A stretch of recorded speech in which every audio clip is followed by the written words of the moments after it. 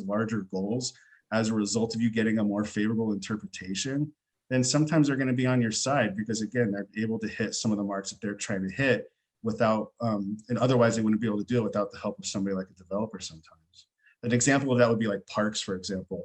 The city may want additional park space somewhere, but now they're able to do it because the developer is willing to build a park where otherwise they wouldn't be required to, but they're doing that in exchange for some more favorable interpretation on some code section.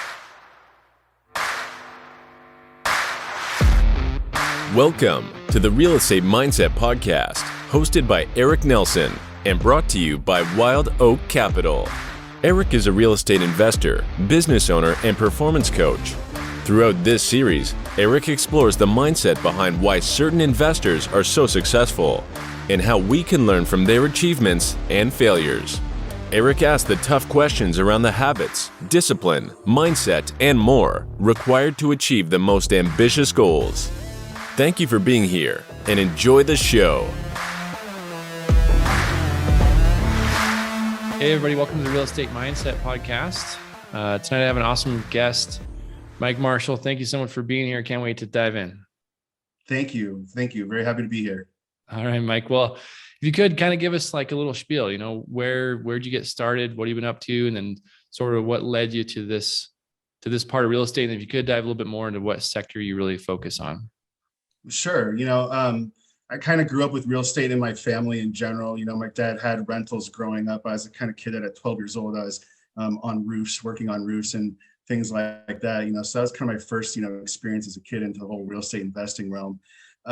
Fast forward, in through college and everything like that. I come out of college and I wanted to get a job in the real estate field, but I was kind of apprehensive about getting into a commission-based situation. And so I went and started working with a local city that near where I lived, and I worked in the planning division, and that was kind of like the closest way for me to get into or somewhere around real estate.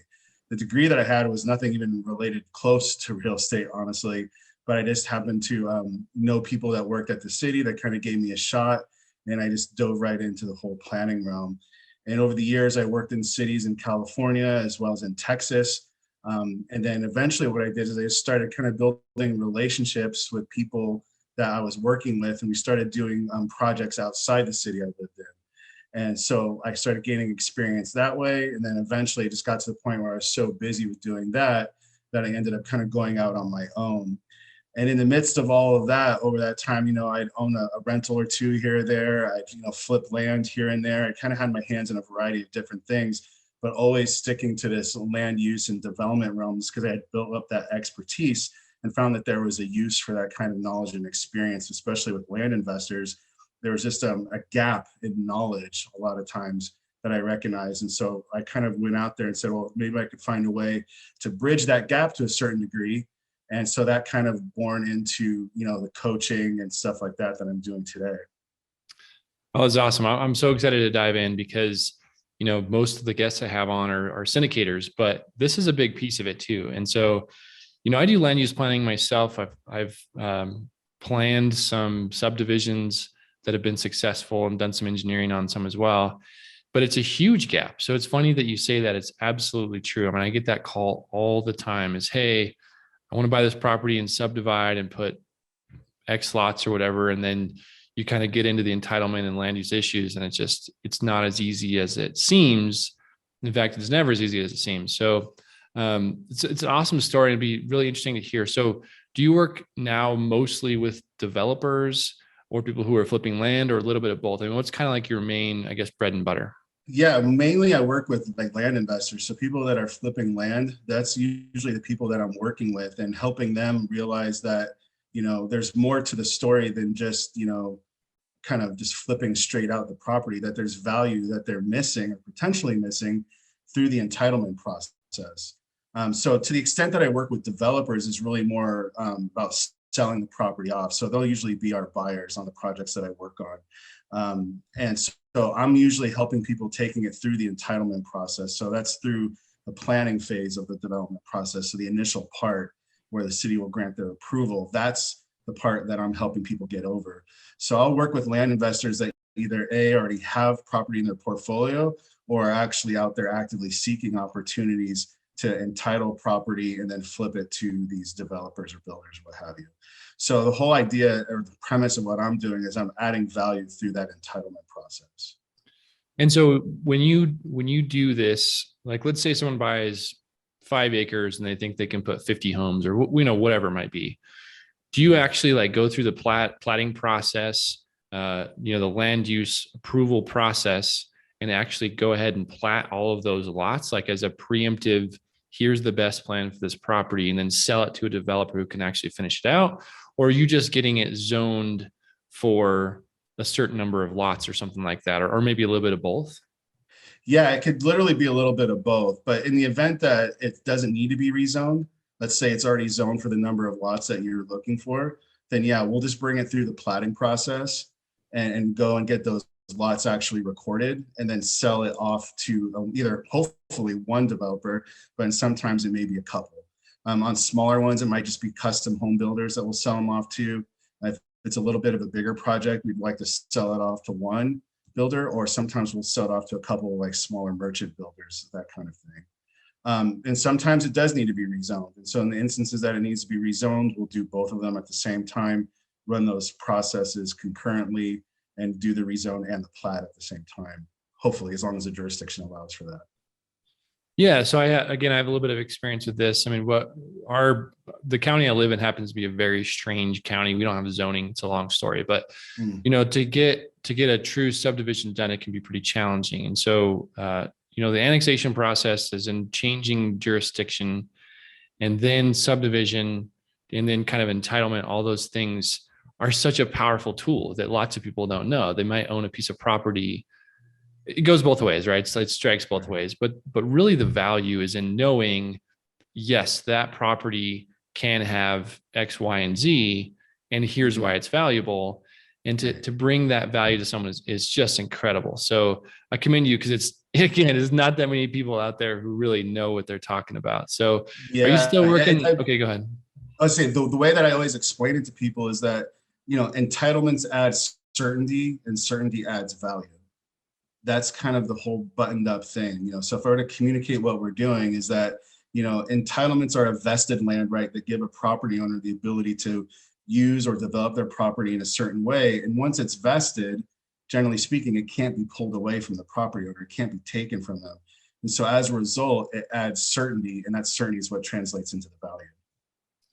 Yeah. And so do you see most people selling like a subdivision, let's say 50 lots, truly as a whole subdivision? Because I've seen that where people list, okay, this has been approved for X number of lots, and trying to sell that whole original area.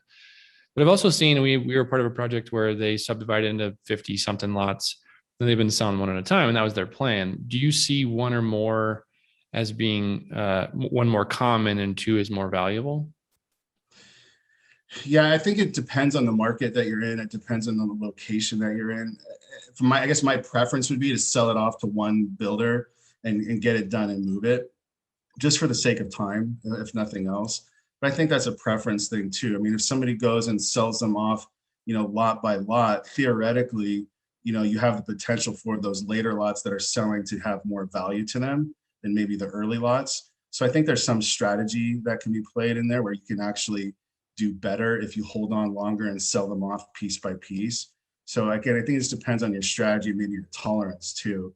I tend to be the kind of person that by the time I get through the whole platting process, I'd almost just rather just get it done and out and just take the money and move on to the next project.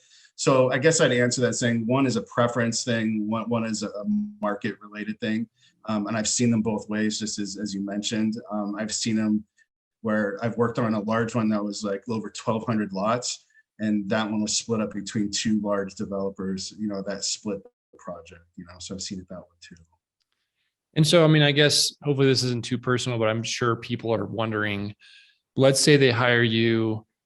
Do you get paid at the end in equity upon the sale? Do you get paid hourly along the way? A little bit of both? I mean, what's your standard structure?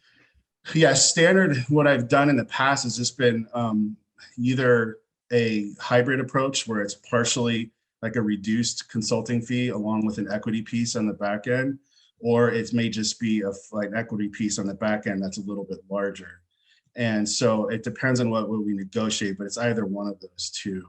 more often than not, it's like I said, it's usually like a reduced consulting fee with the equity on the back end that's reduced. And then are you doing this mostly still Texas, California, or do you focus in a certain area? What's kind of your main zone? Yeah, I mean, most of what I'm doing is in California and Texas, but it's not limited to that. I'm working with people on projects like in Alabama, Mississippi, Idaho. So it depends. A lot of it is kind of some initial due diligence on these projects, and just like anything else, you put them in at the top of the filter, and a lot of them fall out for one reason or another. And ultimately the resulting ones tend to be a lot here in California, just because that's where I have an established large network. But I do have a lot of projects that are going on in Texas, especially subdivision type stuff. Got it. And then, so in my experience, I've only done this locally, but lately, the last 2 years, it's all turned to Zoom. So I've never done this. Truthfully, land use planning isn't my really favorite thing in the world to do, but it's been easier to do, and it's easier to think about doing it remotely. But from my perspective, and maybe this isn't always the case, I have to go in front of a planning commission or a town board or, city council or whatever it might be. Right.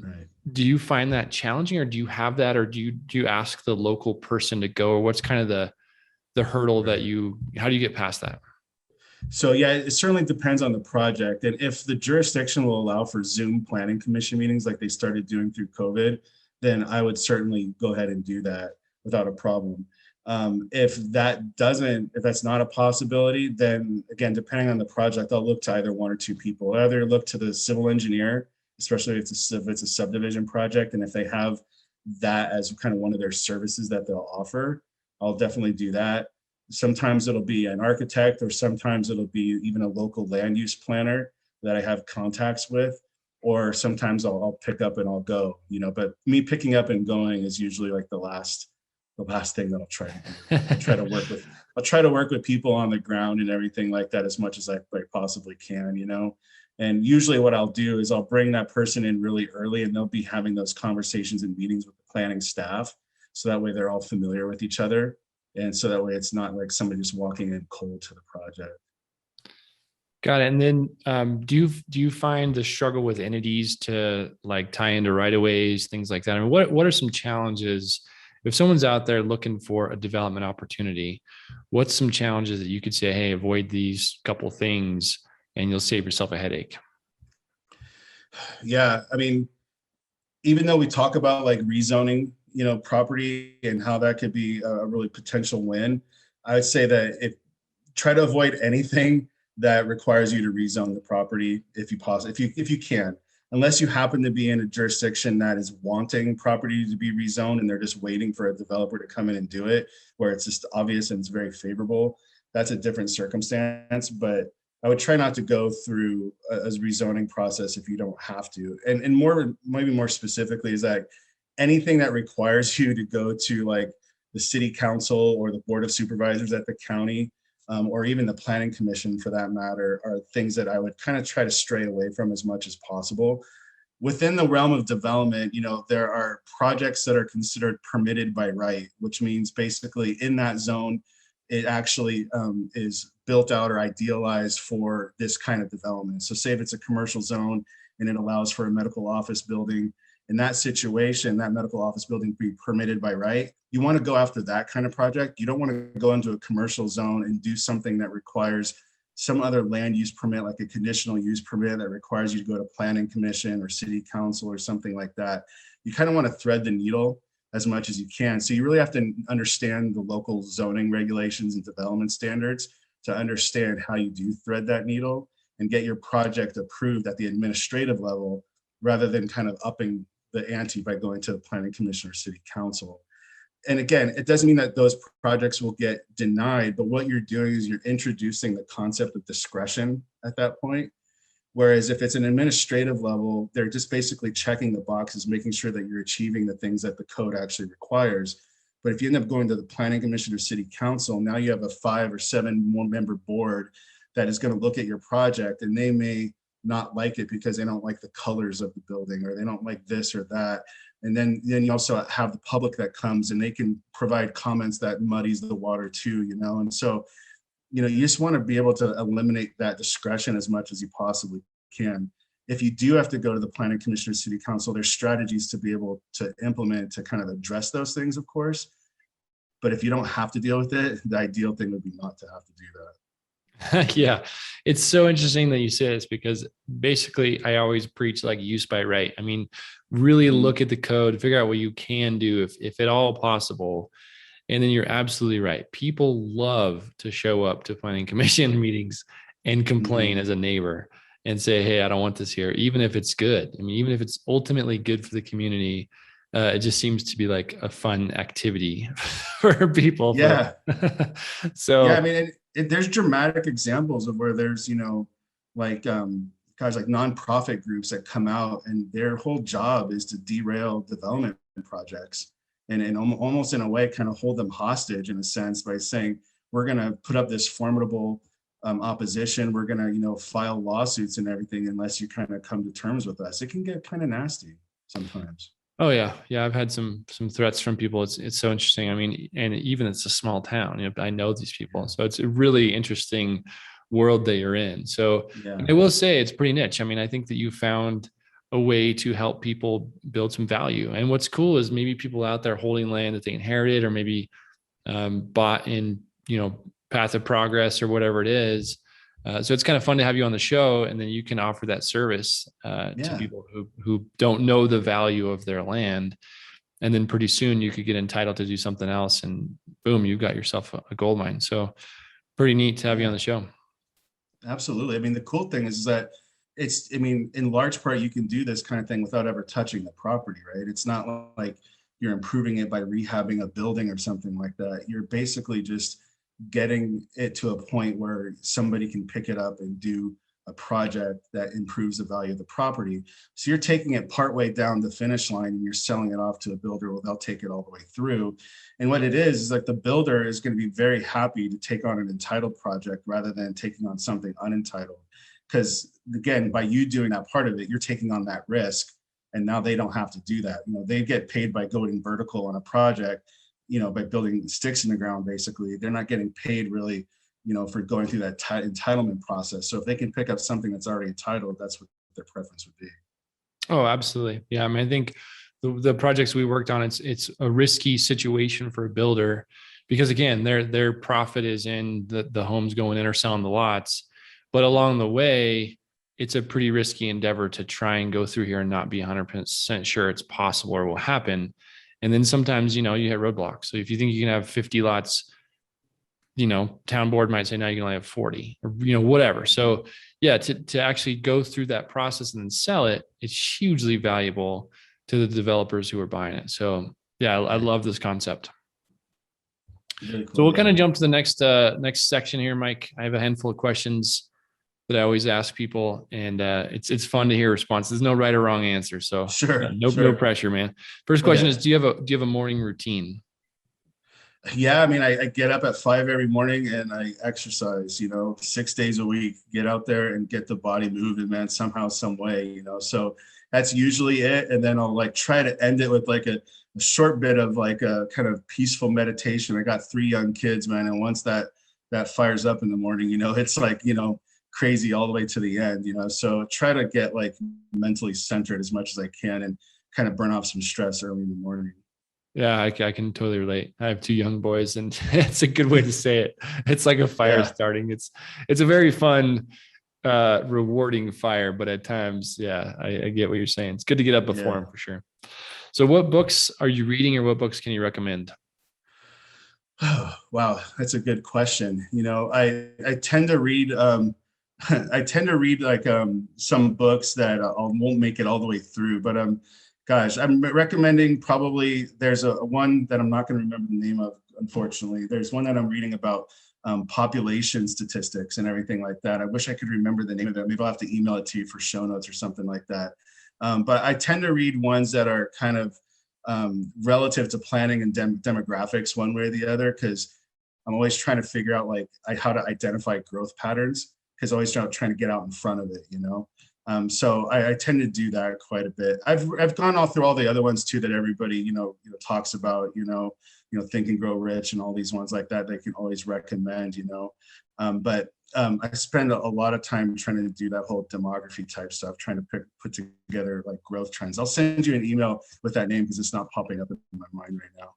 Yeah, a name I hear a handful of times in regards to data and that type of thing is Neil Bawa, and he does a lot of research about growth and markets and that type of stuff. So I'd encourage you to check it out. I think his website or a website he hosts is city-data.com.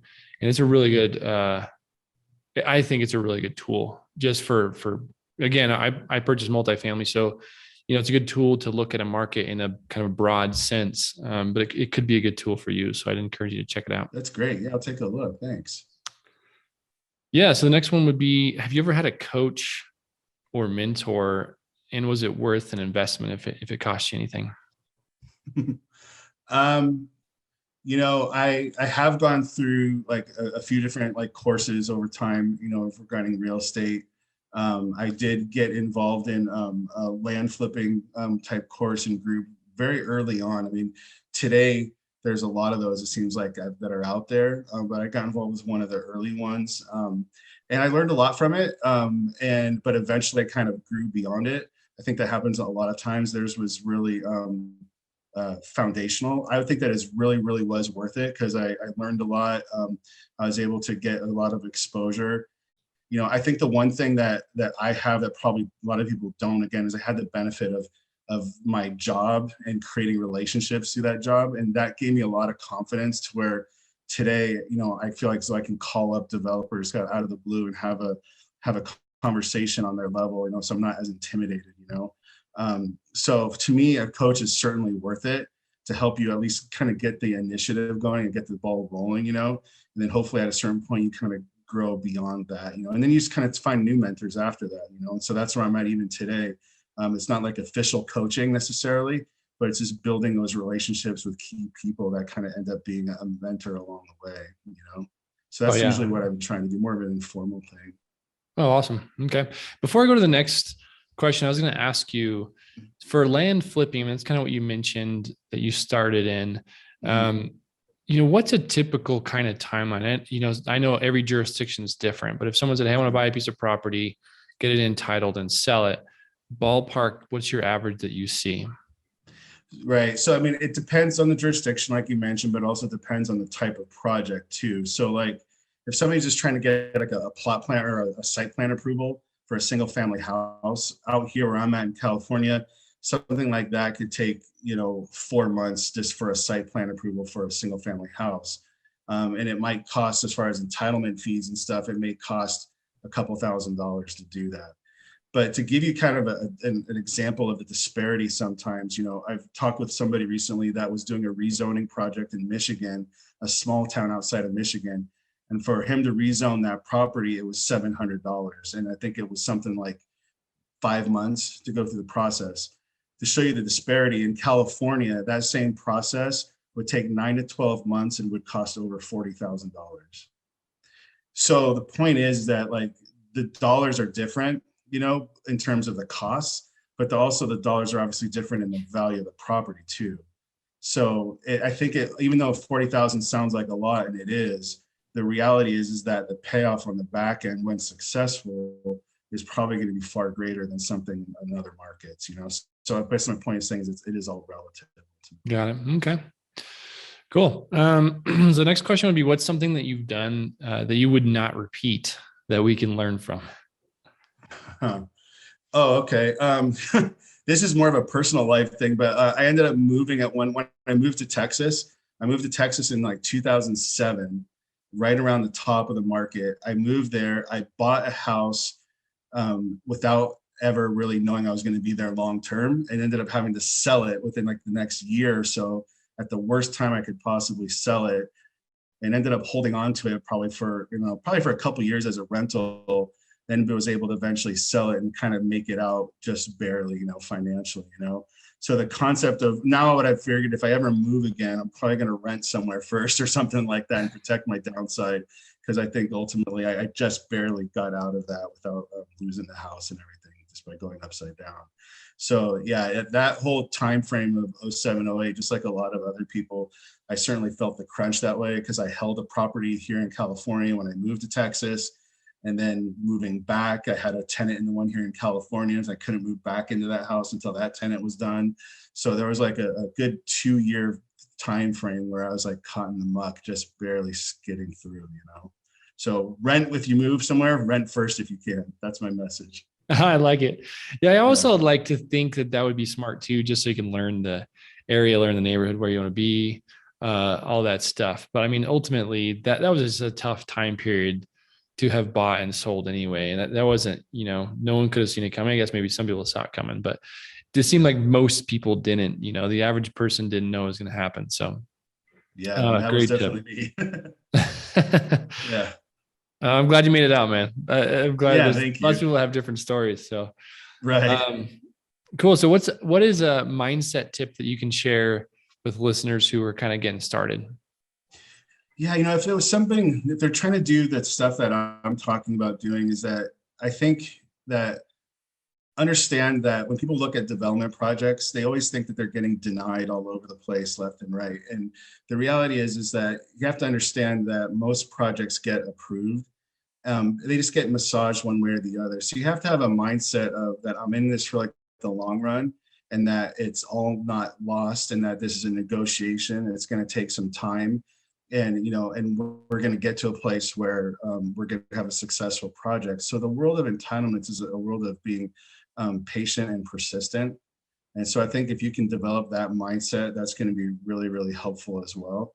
And then also just the other thing about mindset is understanding that, relationships are everything. And I have to go into it with a mindset of that I'm going to build and maintain these relationships on an ongoing basis, wherever I'm working, because ultimately that's going to be what carries me long term. Because the reality of the entitlement thing is that they have the zoning code and the subdivision ordinance and all these things. And those are definitely like the rule books that you're supposed to play by.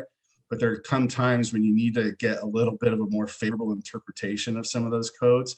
And if you have those relationships in place, you're going to kind of get a little bit of that favorable interpretation if you've kind of built those relationships over time.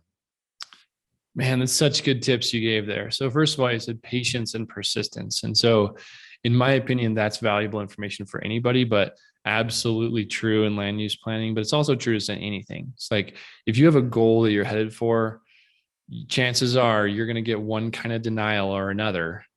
But if you have the end in mind, stick to it. And ultimately, like you said, chances are that project's going to be successful as long as you're willing to persevere. And then the second thing you said was amazing, was relationships. And you're right. I mean, generally that's kind of true in a lot of pieces of the world too, is there's a quote unquote rule book that we're supposed to follow.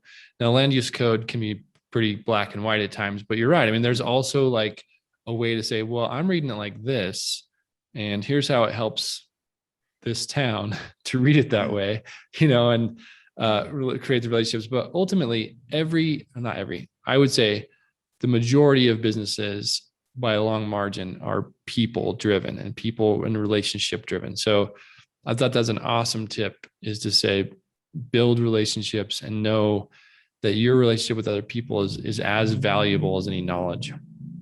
Yeah, absolutely. Especially if you're working in the community that you live in, you have a vested interest in making sure that, you have a positive reputation. But if you're going to plan on doing other projects, you're actually kind of one of the creative forces behind creating the community that all these people are going to be experiencing, and so as a result, you want to make sure you have those good relationships, because you're in it for the long run, so that's just something that I try to keep in mind ultimately. Yeah, man, good stuff. I like it. So this is a two-part question, but I'll start with the first one is, what is your definition of success? Yeah, gosh, I think my definition of success is not really measured in, it's not measured in dollars. It's more measured in time, more accurately or precisely. It's really measured in my control of my time. I don't personally, I don't believe in this notion of the 4-hour work week kind of concept. I don't know how real that is to be able to do that and achieve my goals. I'm sure there's a lot of people that do it, and that's awesome. But I've kind of succumbed to the fact that that's not the case. but I also understand that having control of my time is really more what's important. And so I'll be able to call.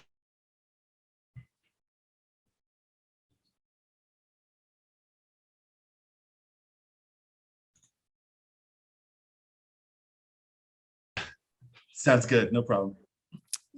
Yeah. So anyway, go ahead. We'll kind of cut all this out, but you're right Sure, about a sure. 4 hour. So basically, you know, I think like the concept of the 4 hour work week is not something that usually works, you know, for me at least. I just don't think I'll ever get to that point. But so I've kind of admittedly said, okay, I'm going to be working quite a number of hours, but if I can control my time, that's more how I'll be able to define success. And especially as my kids are younger, you know, I want to be able to be around them and be at home as much as possible and be there for them. And so I kind of tend to define success in those terms right now. And then ultimately is to be able to, you know, when I'm the golden years, you know, look back and not have as many regrets in terms of the things that I value the most. And again, those are just relationships with friends and family, you know. So that's really what I kind of define as success.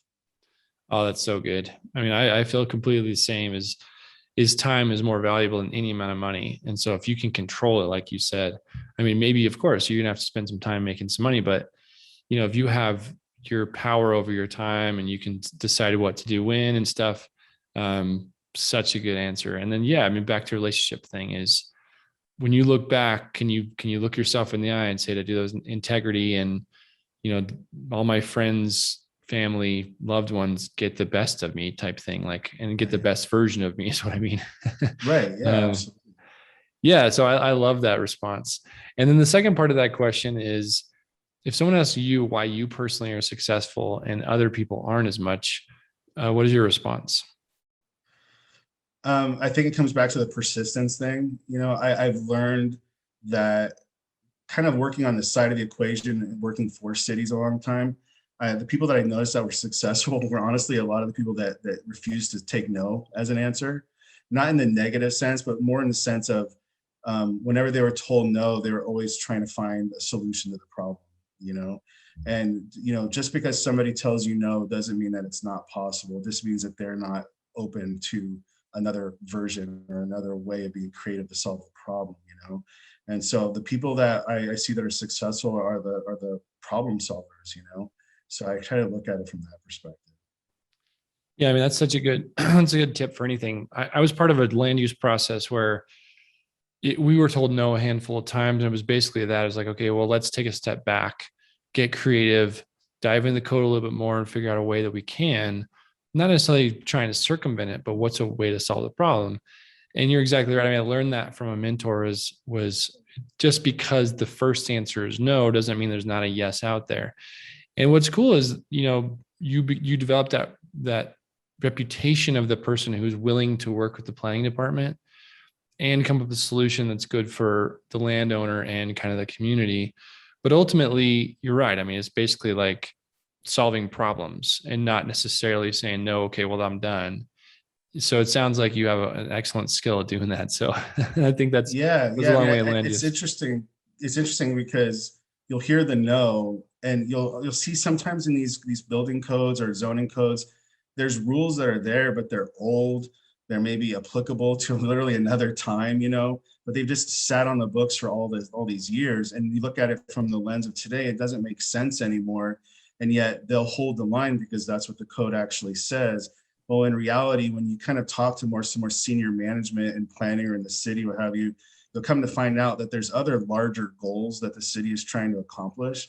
And so if you can help them achieve and accomplish those larger goals as a result of you getting a more favorable interpretation, then sometimes they're going to be on your side because again, they're able to hit some of the marks that they're trying to hit without, and otherwise they wouldn't be able to do it without the help of somebody like a developer sometimes. An example of that would be like parks, for example.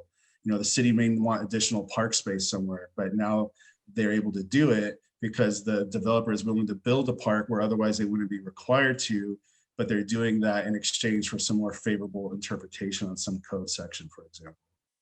Yeah, that's awesome. It's basically a compromise thing. So again, it's kind of working all together and solving problems in a way that hopefully benefits everybody. And that can be a severe challenge, but if you're willing to put in the time and effort, then yeah, it's great for everybody. So Mike, thanks so much for your time. This is awesome. I mean, for me, I kind of nerded out in the land use thing. It's rare to talk to someone else who has, I mean, I'm sure you have way more knowledge than me. That's not what I mean, but someone else who can kind of understand the challenges and ways around entitlement. So it's really cool to have you on the show. Thank you for taking the time. Absolutely. And then how can listeners reach out and find you? I mean, if there's people who want to get in touch or want to hire you for your services. Sure. The best thing is just go to our website. It's Tolosa Property Group. It's spelled TOLOSA propertygroup.com. You got all your stuff there. They can reach out and find you. Absolutely. All right. Well, thanks again, Mike. Appreciate your time. Enjoy your evening. Thank you. Take care.